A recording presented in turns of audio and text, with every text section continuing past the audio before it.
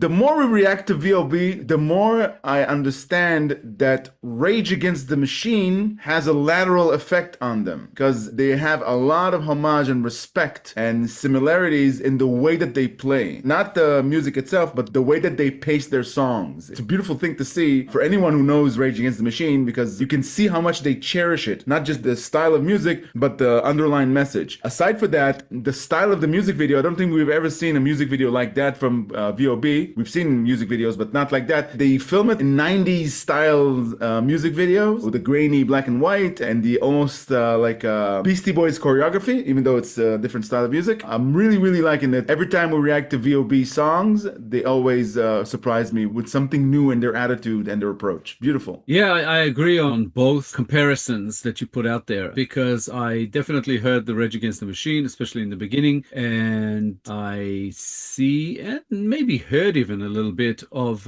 Beastie Boys in there. I was thinking about it as they went along. There's something in the attitude as well, in the way that they kind of present this. I even heard a bit of Living Colour, a bit of Red Hot Chili Peppers in there. Fantastic. It's just a banger of a song. Really like it. On some level, it might be my favorite that we've heard from them so far because I don't know why, just got really into it. I really like the beat here. I like the heavy and even the way they use the vocals here and the way they had that beautiful sort of bridge break with the guitar solo. That was really fantastic. Awesome. I haven't heard anything that I can say anything negative about them so far. You know, just everything's been fantastic.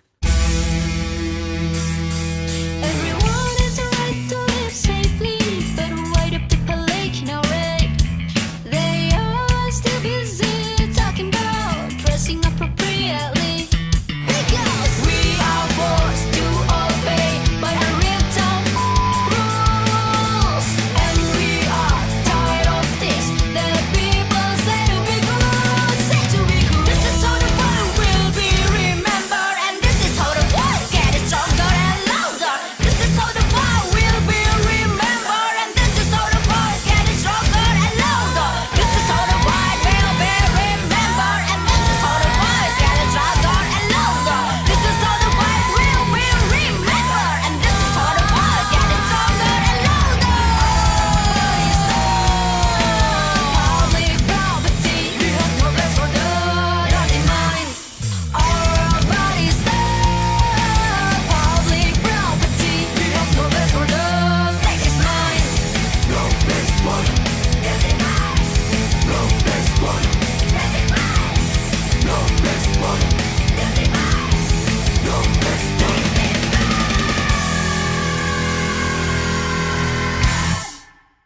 Yeah, another beautiful entry from VoB. I'm inclined to say that it's rapidly becoming my favorite song of theirs as well. I love the pace, I love the punch in the face attitude, and I love the presentation itself. And it also makes me curious to what it would sound like if we hear them perform it live. A lot of energy from these girls. They know exactly what they want to say, and they say it in every song. Yeah, and everything you said. And also, I really enjoyed that they gave it sort of a light-hearted approach in the music video, and it looked like they were having fun with it, even though the subject matter is very grim. Just, yeah, as always, they're fantastic, and this one kicks ass. Regarding the subject matter, there's a line there I think that encapsulates what they mean. They are protesting and criticizing societal norms that bind them to act a certain way and dress a certain way and be a certain way to mitigate their need to feel safe. And they say it's a right to feel safe, and I completely agree with that. It's a fundamental human right to feel safe. They're using their voice not just to criticize, but to wake people up. That the way things are, I'm assuming where they come from, what they've experienced throughout their lives, the way things are is wrong. And things need to change because they're not public property and they refuse to be looked at as such. So all the precautionary measures need to come from them. They say it's a right to feel safe, but why do people ignore it? People ignore the perpetrator side. People ignore the monsters in the world. To feel safe, it's a fundamental right, but every fundamental right that people have is a right that you need to fight for. Because if you strip away civilization from the world and you're left with raw nature, Mother Nature is a cruel bitch.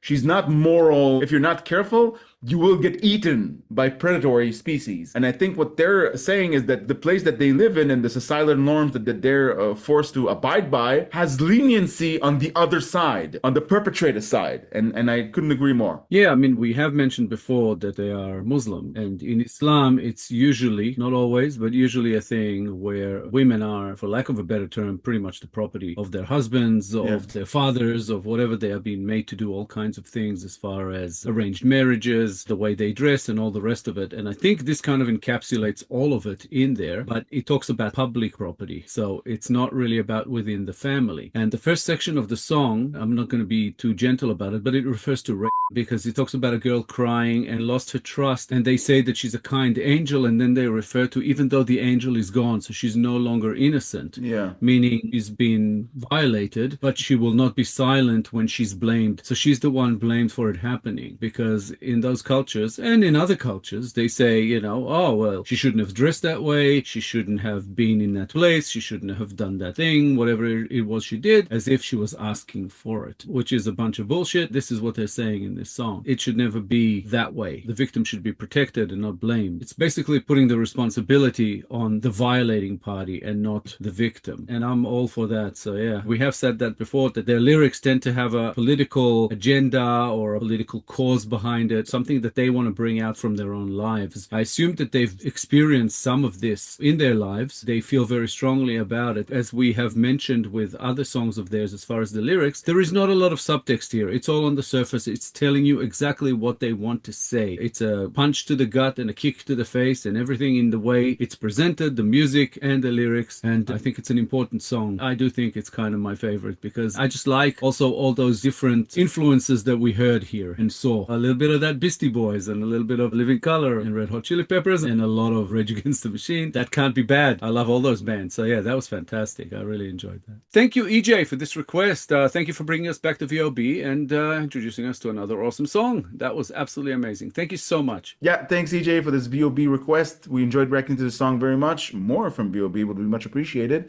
And thank you for your support. If you enjoyed this episode, guys, please be sure to like, subscribe, comment, and click the little bell icon so you get notified on all our future videos. If you have a song in mind you'd like us to react to, please make a request through BuyMeACoffee. The link is at the top of the description below. Thank you all for sticking with us. Thank you all for your time. As always, our VoB reactions playlist should be up on the screen sometime about now. Give it a click. Check them out. Amazing band, amazing songs. Thank you so much for all the support you're throwing our way. We appreciate you. We'll be back in a couple of days with a new episode, and we hope to see you all then. Thanks a lot, guys. Bye for now. Bye, guys.